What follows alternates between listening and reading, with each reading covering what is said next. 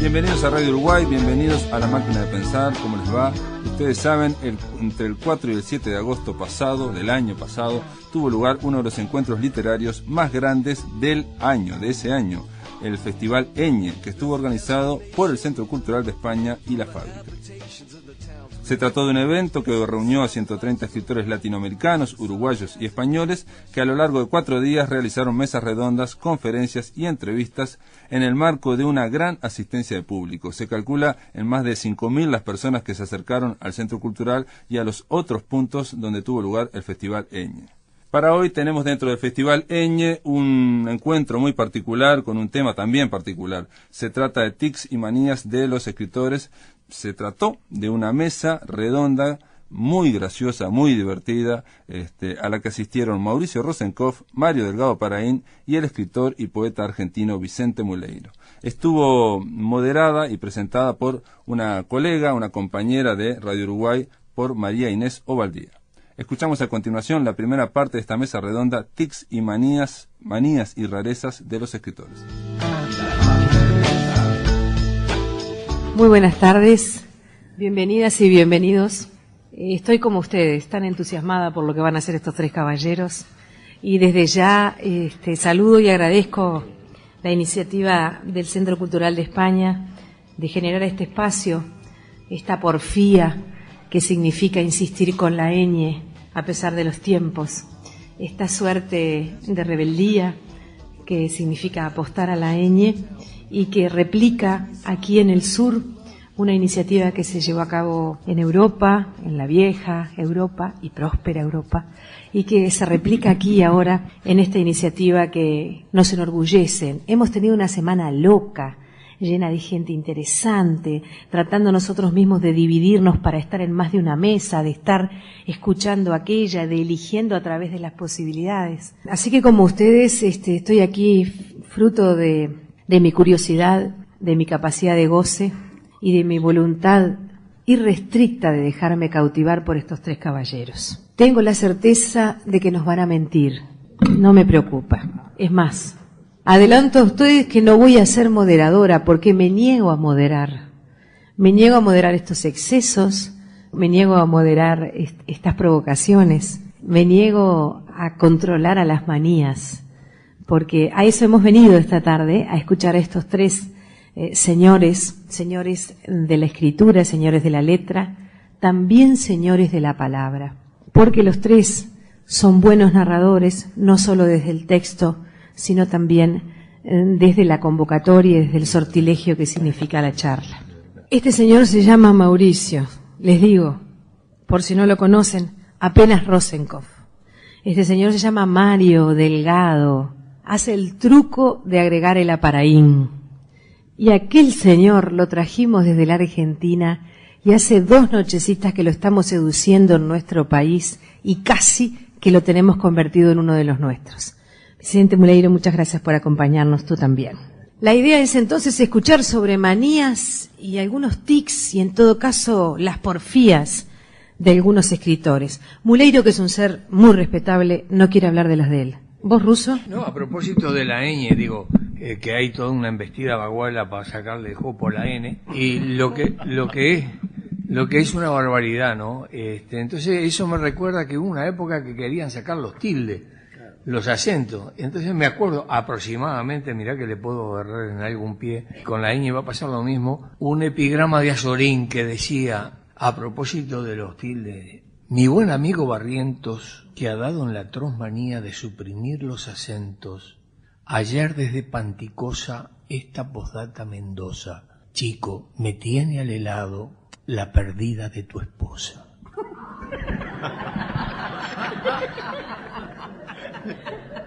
Vamos a arrimar el micrófono a Muleiro, porque creo que esto acaba de ser, aunque no lo parezca, un desafío. Y la manía de rimar, ¿no? De Rosenkopf. Andá a hacer una rima con Rosenkopf, ¿no? Ponete off. No, yo estoy muy asustado porque nosotros a los españoles le decimos genérica y cariñosamente gallegos, ¿no? Tengo miedo que los gallegos me hayan confundido con Pepe Muleiro, que es ese chiste de gallego, ¿viste? a mí me ha pasado, porque me invitaron de una feria del libro de La Rioja, me llaman al diario donde yo estaba trabajando y me dicen, bueno, acá hay unos chicos muy entusiastas que te quieren invitar, y bueno, no hay honorarios, pero te pagan el pasaje y vamos a hacer asados y vas a comer bien, Muleiro, venite, por favor. Bueno, dije que sí, por supuesto, y me mandan un mail y dicen, no sabés lo contentos que se pusieron cuando les dije que ibas a venir, ¿no? Y dice, mañana te van a mandar un flyer con los afiches que van a poner por la calle acá en La Rioja. Y me mandan el flyer y decía, bueno, no sé, Mempo Giardinelli, Juan Carlos Martini, y abajo ya la participación especial de Vicente Pepe Muleiro. Entonces, no fui porque la gente va a esperar que cuente cuento de gallego. A los 2 años me invitaron otra vez con mi verdadero nombre. Bueno, ha sido una manera como de presentarme.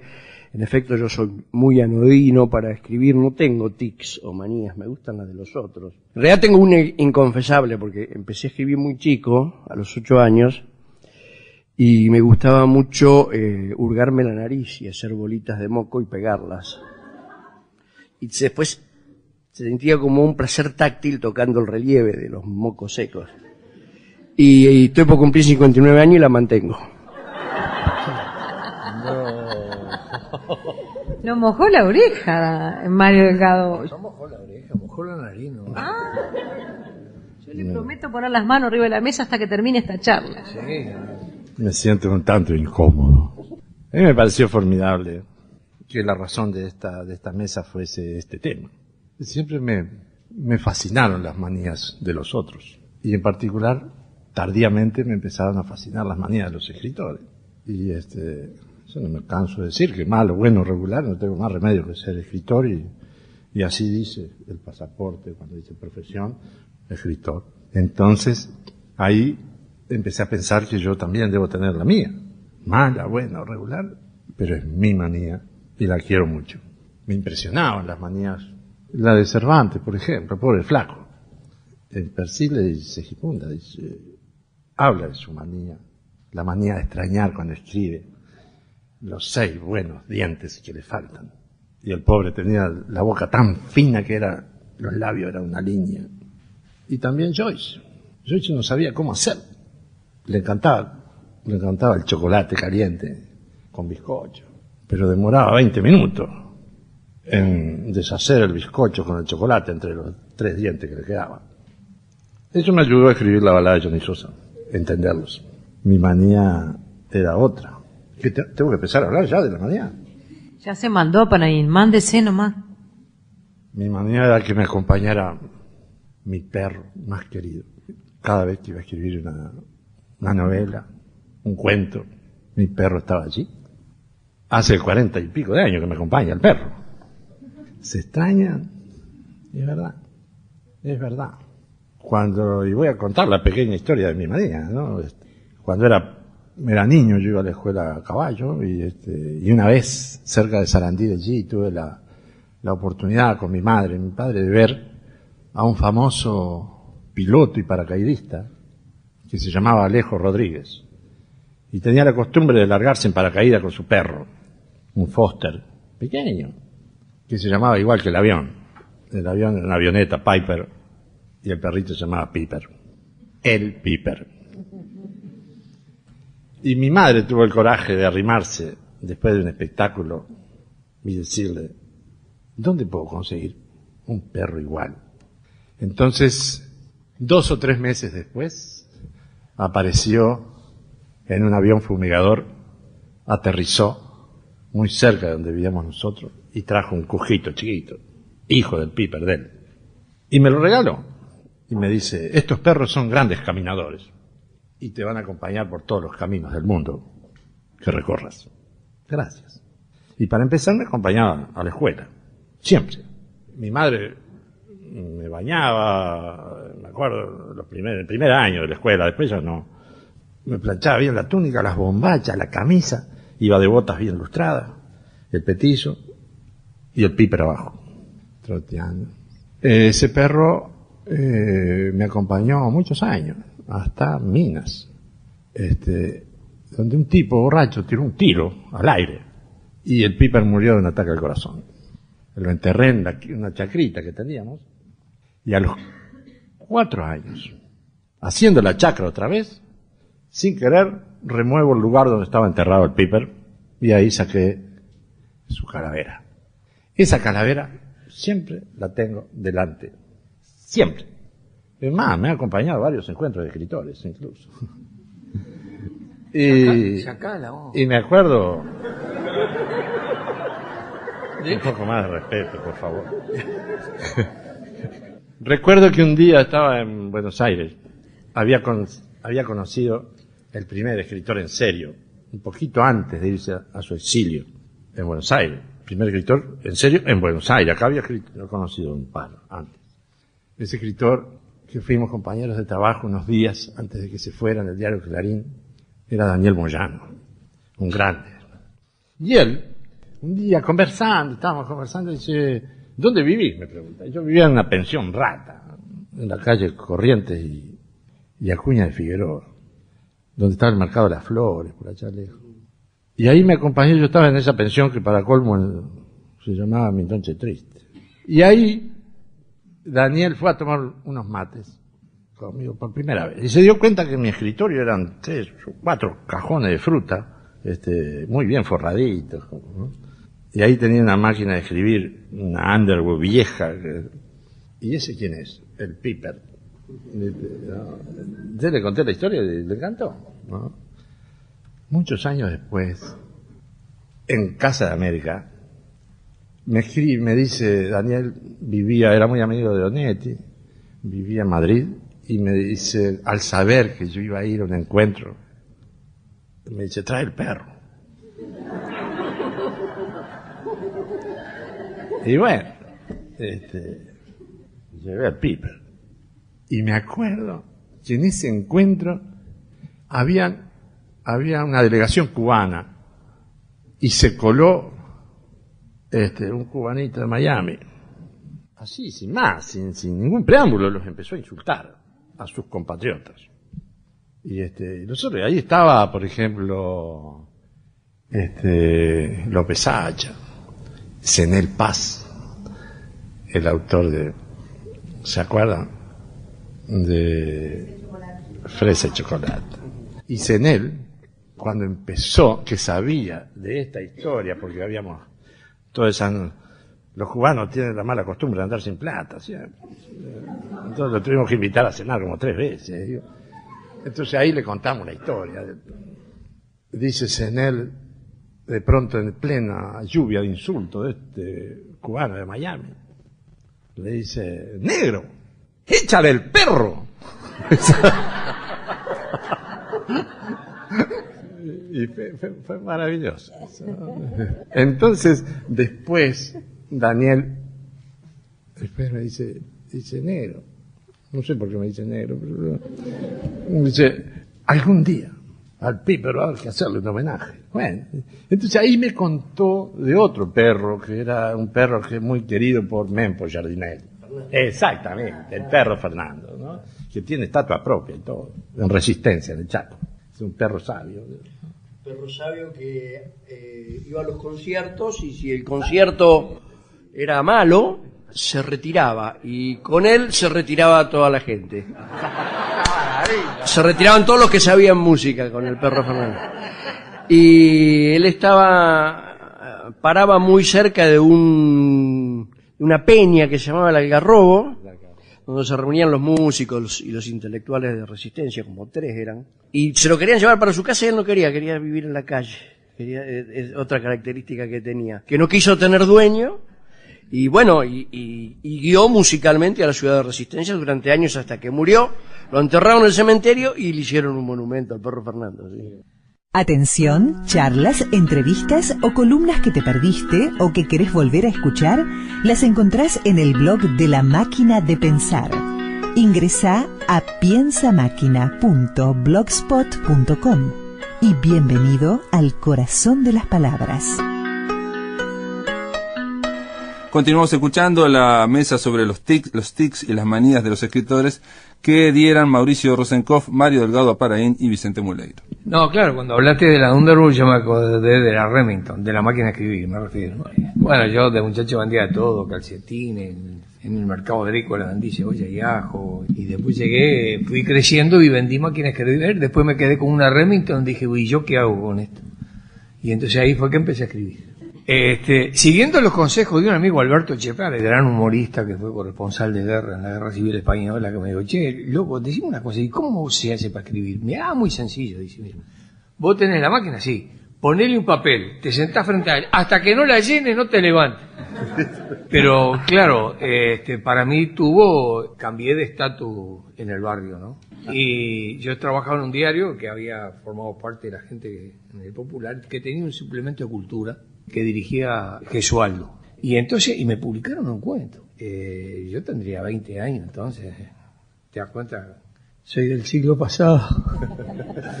Y el cuento se llamaba El Chevrolet. Entonces, claro, era de los vecinos del barrio, la gente del barrio. Había un personaje, el Negro Varela, que andaba siempre con una carretilla de mano, que le decía el Chevrolet. Y entonces, y hacía mudanza con eso, llevaba leña. Una vez lo vi cargando un ropero, vivía entre los Tartagales a la vuelta de casa en la calle Humaitá. Era un personaje bárbaro que además era un creador de lenguaje, ¿no? Digamos, una vuelta él le iba a buscar el requecho al boliche de Miquela, que estaba en la acera. Era un boliche medio de campaña todavía, que tenía una enramada a la entrada. Lo que sobraba el requecho, iba él con una lata y lo llevaba. Y entraba al boliche, estaba en penumbra. Entonces estaba el Negro Varela ahí, y en eso entra el sobrino de Miquela, mira para todos lados, no ve a nadie, da vuelta al mostrador, abre la caja, mete la mano, saca la guitarra. Bueno, ahí ya estoy con el Negro Varela, y se va. Y cuando se va se encuentra con... Me sorprende, dice el Negro Varela, dice, y le digo, te tuve bajo mi vista, Botija. Y el Negro Varela lo cuenta así, yo estaba ahí como agazapado en la sombra, entra el sobrino de Miquela, da vuelta al mostrador, abre la vieja jaca, manda la manopla, agarreberre un montón, y cuando se va le digo, te tuve bajo mi vista, Botija. Bueno, sobre ese negro formidable, que tenía un lenguaje propio, a los chiquilines le decía Botija. No, Coquito y Coquita, a los que teníamos más edad, decía Botija, y a las personas de edad, señor mayor y señora mayor. Publico ese cuento, se llamaba El Chevrolet. En esa época yo estaba en noviado con la hija de un almirante. No era almirante, pero parecía un almirante. Manejaba el 23 que pasaba por la calle Garibaldi. Entonces, venía aquel crucero, y claro, y para marcar presencia, daba con el pie que sonaba la campanilla, tan, y yo dije, ahí va el suegro. Y yo estaba noviado con la Coca, que vivía frente a casa en un corredor largo, medio convento era aquello. Entonces, cuando salió publicado el cuento, yo cambié de estatus en el barrio. Dejé de ser el hijo del sastre para ser el intelectual. Entonces, la Coca se puso a tono. Entonces dijo, no, pará, y todo ya... Entonces cada vez que tenía que ir a lo de Miquito a comprar carne o a la verdulería de Prato, asomaba la zanahoria por la Chimosa y todo eso, siempre salía con un libro bajo el brazo. Es decir, mucho antes que llegara al Sorocabana ya habían inventado en el barrio la literatura axilar. Entonces, esa fue la primera consecuencia. La segunda... Estábamos en casa, estábamos en la mesa donde yo escribía, que se interrumpía mi literatura al mediodía porque la vieja tenía que poner la mesa y comíamos. El viejo, la vieja y yo. Tocan timbre, se levanta mamá, abre, vuelve y me dice, está Varela ahí, que quiere hablar contigo.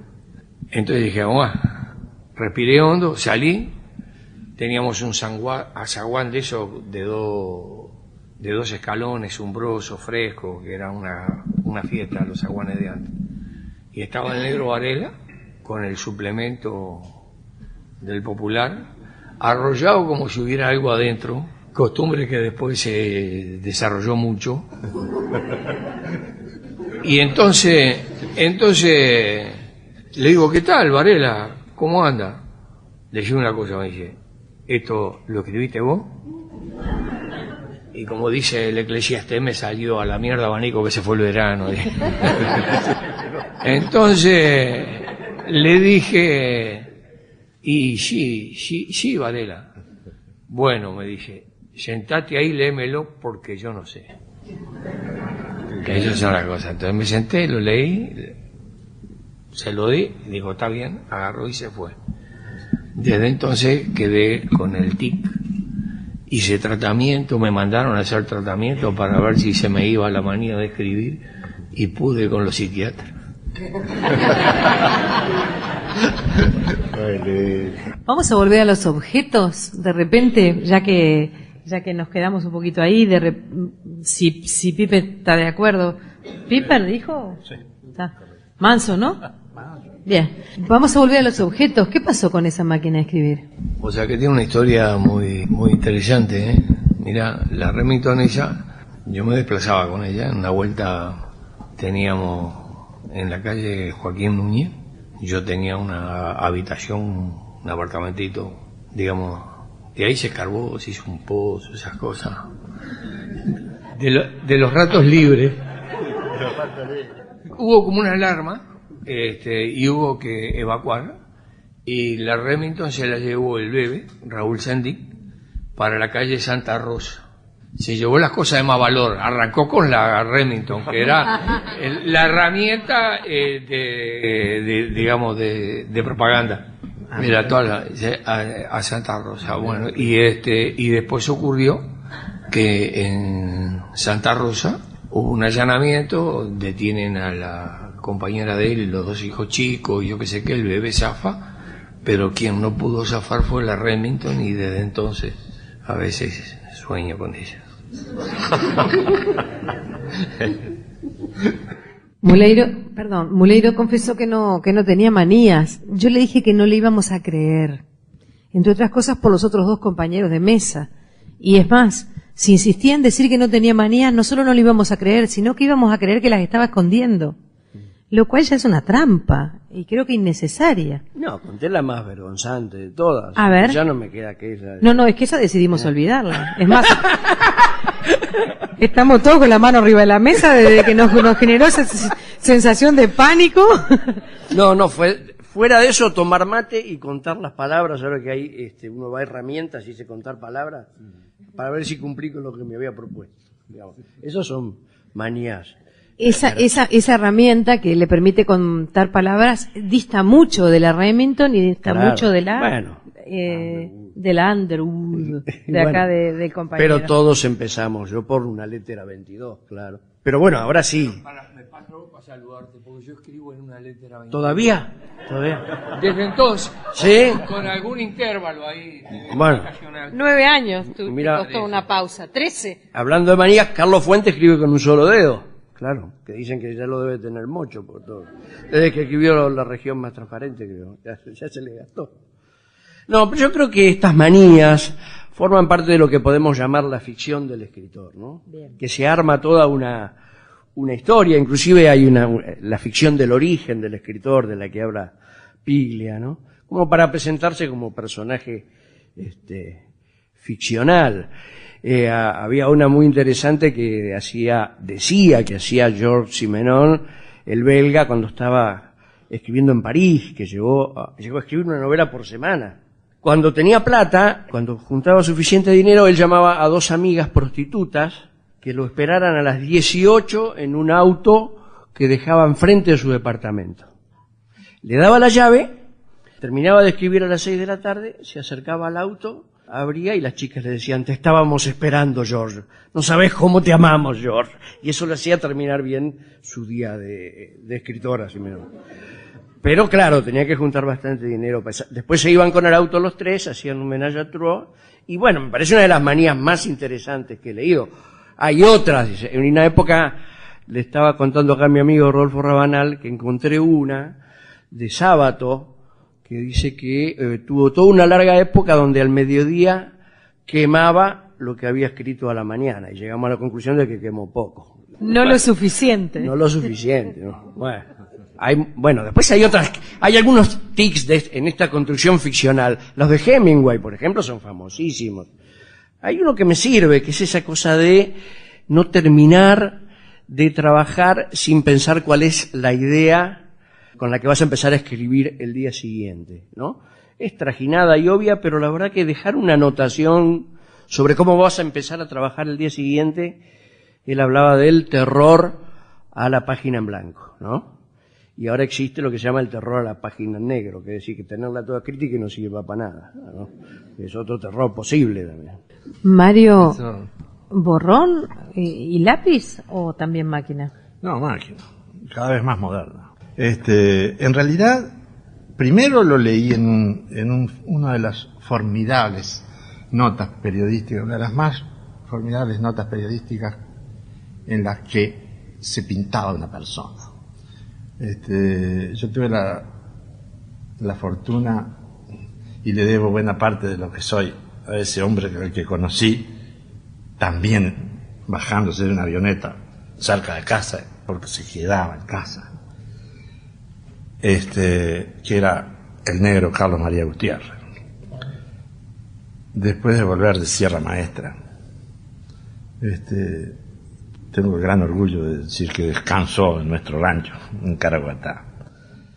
Y era rancho, de verdad, ¿eh? Y uno de los grandes sueños de Carlos María Gutiérrez fue hacer un reportaje a Hemingway. Y en ese reportaje, en ese intento de hacer un reportaje a Hemingway, llegó unos pocos días tarde. Ya se había suicidado y él fue a la casa donde vivía, en Cojímal, y se encontró con el casero. Y se puso a conversar con el casero y a preguntarle cómo era papá, como le decía el casero. Y de hecho era un tipo, mire, el negro Gutiérrez se lo imaginaba como se lo imaginaba cualquiera de nosotros, un tipo rudo, aficionado a los animales salvajes, a la casa mayor, por supuesto, al alcohol duro. Y dijo, pero usted sabe que no es así. Y se lo voy a demostrar. Entonces unos días antes de irse, él estuvo recorriendo, había llovido mucho en el jardín, entonces anduvo recorriendo el jardín, y de pronto se agacha y levanta una rana, con una pata quebrada. Entonces le dice el casero al negro Gutiérrez, venga por acá, y lo lleva al baño. Y en el baño, en la bañera, con un poquito de agua así, estaba todavía la rana entablillada. Y dice, ese era él. Una de las notas más hermosas que he leído. Y en esa nota él decía que, por tener un problema en la cadera, escribía en el baño, de pie, sobre un atril. Y allí estaba el atril. Cuando tuve la oportunidad de ir a Cuba, lo primero que hice fue pasar al baño de la casa de Hemingway, ¿no? Y allí estaba. Y... Porque el compañero Muleiro decía que había oído que la anécdota de que escribía de pie era mentira. Ah, no. Que usted salió a defenderme. Sí, es a verdad. No, Yo decía que el único, el tic ficcional, como acaban de decir, que me pareció interesante esa expresión. Mira, negro, aunque hubo un pacto de silencio entre nosotros y el negro Gutiérrez, nosotros estuvimos con Hemingway aquí, que vino con documentos cambiados, que salimos a pasear con él, que nos contó de la guerra civil española, de las minas que había tenido. Esas son las ventajas de haber vivido en el siglo que había callado. Perdón, en el 20, digo. Y además, y que lo que le gustaba era pescar, y lo llevamos a la escollera Sarandí, y cuando tiró el coso y sacó roncadera, casi nos quería tirar al agua. Que estuvo 15 días, habrá estado. Y quiso ir a Isla Mala, a la ordeñadora esa, donde había estado Jack el Destripador. Digo que, digamos, tenía conocimiento de las publicaciones que se habían hecho, sobre todo vos, sobre el pasaje que tuvo por acá el inglés famoso. Lo de Hemingway lo habíamos dejado a sotoboche porque, claro, en aquella época estaba todo el cerco y todo eso, empezaban ahí el 61, pues, no, o antes, creo que antes o después lo mismo. Te vas a fijar con la fecha ahora. Por favor, no me Eso diga son. con menudencia.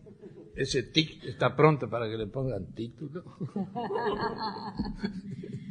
No duden que formamos parte de un grupo reducido y selecto. Hay que aprender a salir de acá con la frente en alto y sin vergüenza de decir que somos privilegiados. Por lo que estamos viviendo en este momento, por lo que nos vamos a llevar y por lo chiquito que nos va a quedar cuando lo empecemos a contar a otros. Lo pobre que va a ser nuestra transmisión, lo pálido que nos va a quedar cuando digamos que estuvimos con estos personajes, con estos otros personajes que estos personajes traen, y bueno, y con esto que nos está creciendo a nosotros, que es esta suerte de incredulidad por un lado y de necesidad, creo que muy poderosa, de dejarnos llevar y dejarlos hablar, o en todo caso, dejarnos mentir, seducir, debí decir.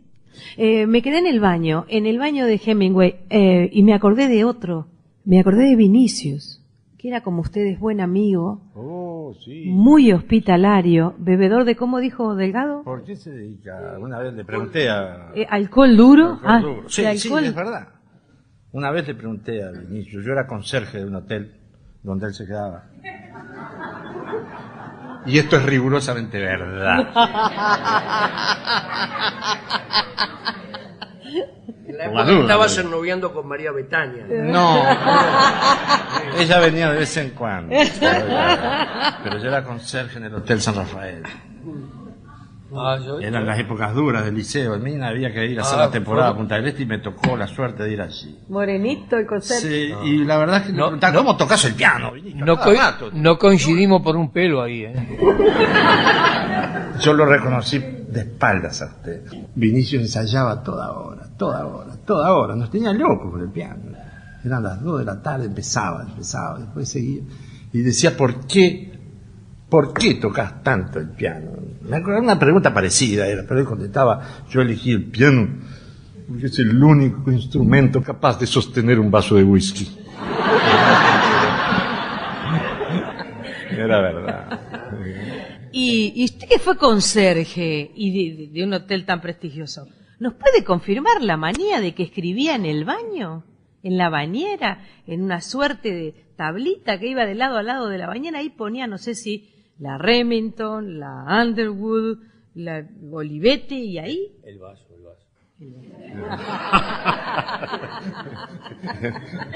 Ahí ponía el vaso de Bascolé.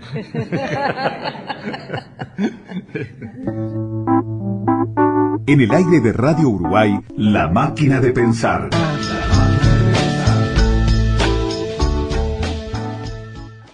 Vamos a escuchar la última parte de la mesa redonda que brindaran Mauricio Rosenkopf, Mario Delgado Aparaín y Vicente Muleiro sobre los tics, las manías y las rarezas de los escritores.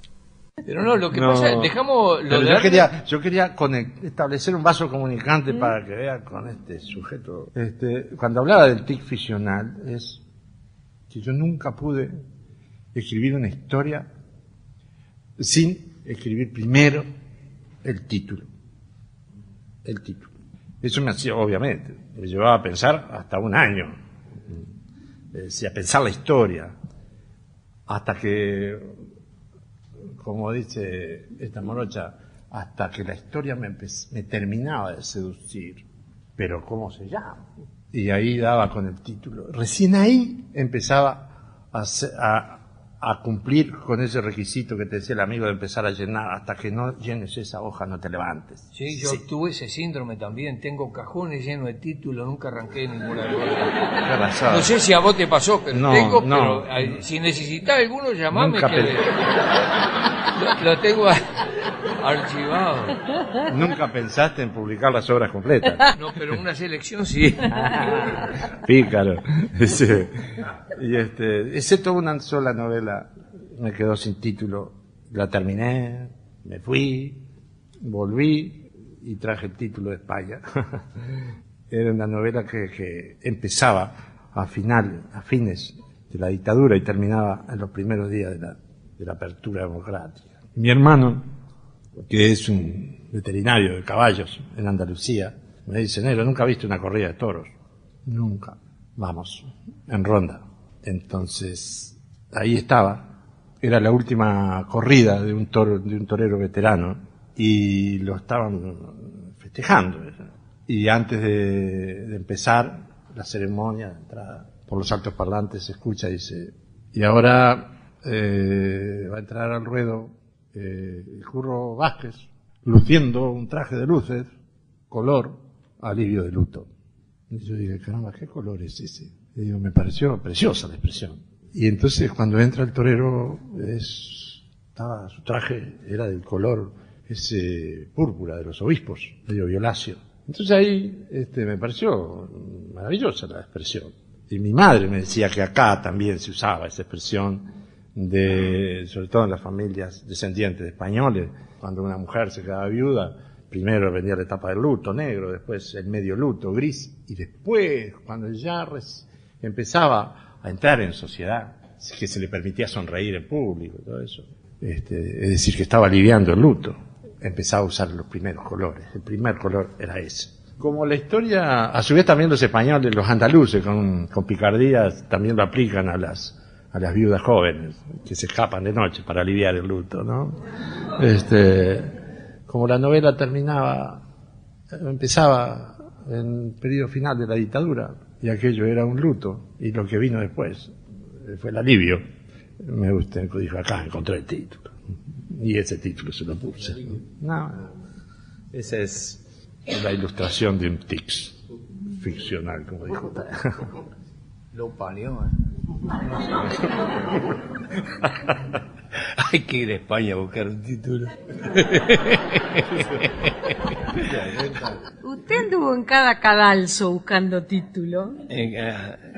Juan Cadalso. De acá no, lo que cuántas veces lo conversamos, lo de Ernest cuando estuvo por acá, que bueno que la gente sepa. Además, la hipótesis que él desarrolló, que después la desarrolló Marcelo Viñars, que sí, cuando ya que el Destripador estuvo en Isla Mala, ¿cómo era el nombre? Allá en el museo de allá está el pasaporte. Julián Ramírez. Julián Ramírez. El doctor Matos encontró la partida de nacimiento. Seguro, eso la tenías en la Biblioteca Nacional en exposición.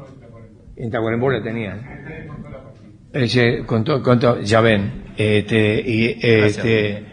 y la teoría de Marcelo Viñars, que si él, en vez de haber trabajado en el ordeño, hubiera trabajado en un frigorífico, su satisfacción de sangre hubiera estado cumplida, digo. Que el tema de él que fue tan vero, ¿viste? Y Ernest asentía, sí, todavía no andaba mal de la columna. Cuando vos le hablaste de las corvinas negras y fuimos a la joyera Sarandí y sacó una roncaderita así de porquería. Dijo, ¿y esto qué es? Dijo, y se enojó con el negro Gutiérrez. Y así fue que escribió el viejo que le dijo, seguro, porque agrandaba las cosas. No era un tiburón. Seguro. Pero no era un tiburón. Fue una versión mejorada de la roncadera y el río. El Tito. Nosotros le decíamos el Tito. No, para completar la biografía, la hija de él, que era actriz y yo qué sé qué, o la nieta, no sé, que nos escribió, ¿te acordás? Que le dimos algunos datos, y está ahí, se puede ver en la biografía, que además no me cita a mí porque no estaba en condición, pero te cita a vos, que decía, en vez de Jacobi el otro, era Mario Delgado y el otro. Entonces, y eso está, mirá, en la edición española, página 322 al pie. No, vos podés certificar esto, si no quedo yo pegado acá, y en la punta derecha. Según se mire, quédese tranquilo, tenés que la para virtud, el público no. Tenés la virtud de emocionarme. Fue el que iba a hacer un libro ahí de poder ser de Tacuarembó, se terminó con Bernabé, iba a ser otro que se iba a llamar Gardel. No sé en qué anda eso. Está Frank Sinatra. Claro, la voz y el mago está por escribir. Del viaje. Las dos voces. Las dos voces. Claro. Con Frank Sinatra. Porque ese fue el viaje de Escayola. Se refiere al viaje de también nacido en Tacuarembó, ¿no? Frank Sinatra. Sí. No. Ha engendrado. Exactamente. Bien. Fue cuando Escayola hizo el viaje a Nueva York en 1909. Sí, ¿no? Por ahí, sí. Y se enamoró de una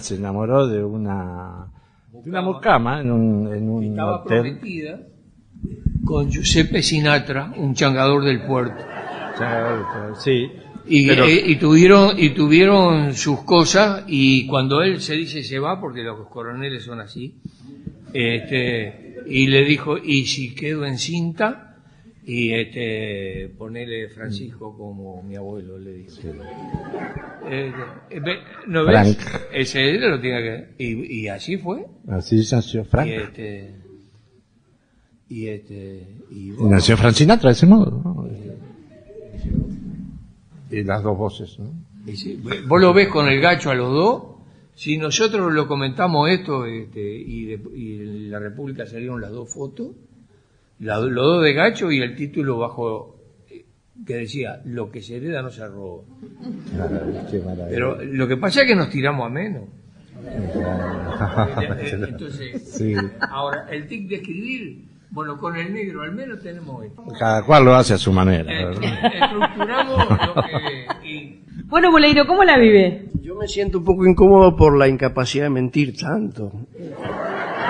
No Y era- eso que ¿No era una buena mesa para usted? los porteños tenemos famas así como, no, pero no es así, no es así. Que lo era de verdad, ¿no? En el primario me decían tramposio. ¿Sí? Sí.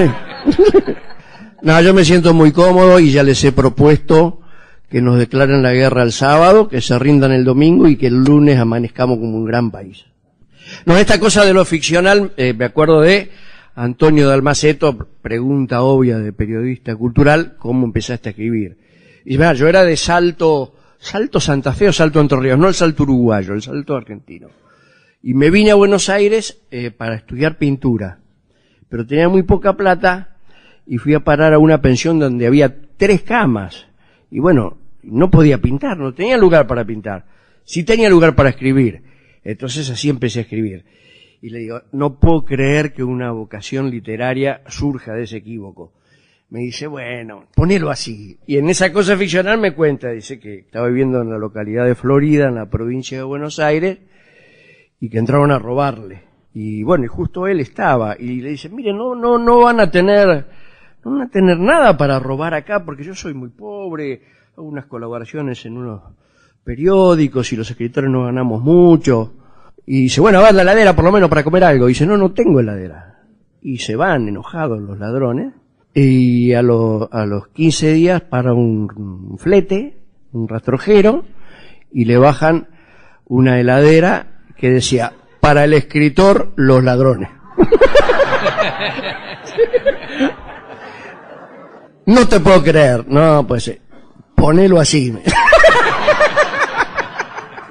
Bueno, esto cronológicamente termina acá. Yo creo que vamos a tener que cumplir con la manía de dar la yapa, que no sé si se da en la Argentina. ¿Se dice yapa? Sí. Se dice yapa. Yapa. Y que es una manía de buen gusto. Claro, En realidad es una metáfora del agradecimiento. Y los zapatos de estos caballeros deben estar llenos de orgullo de verlos a ustedes, porque yo que tengo la suerte de acompañarlos acá, de verlos de acá, los veo fascinados con lo que han hecho estos 3 invitados esta tarde.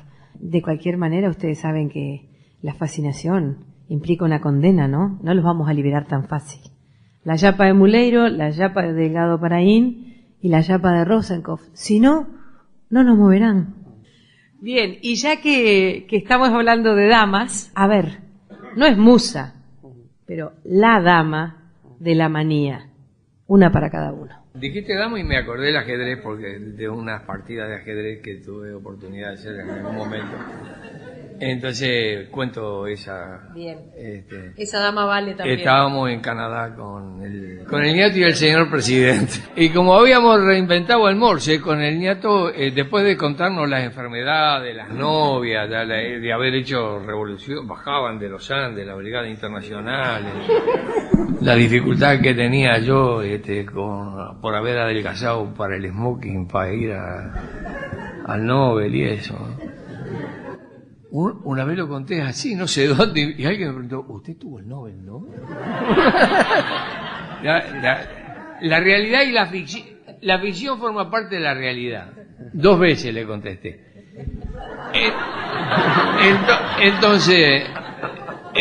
Entonces, ¿qué? Y así la mujer. Y claro, no podíamos hablar, no nos vimos en esos 13 años, pero habíamos reinventado el Morse.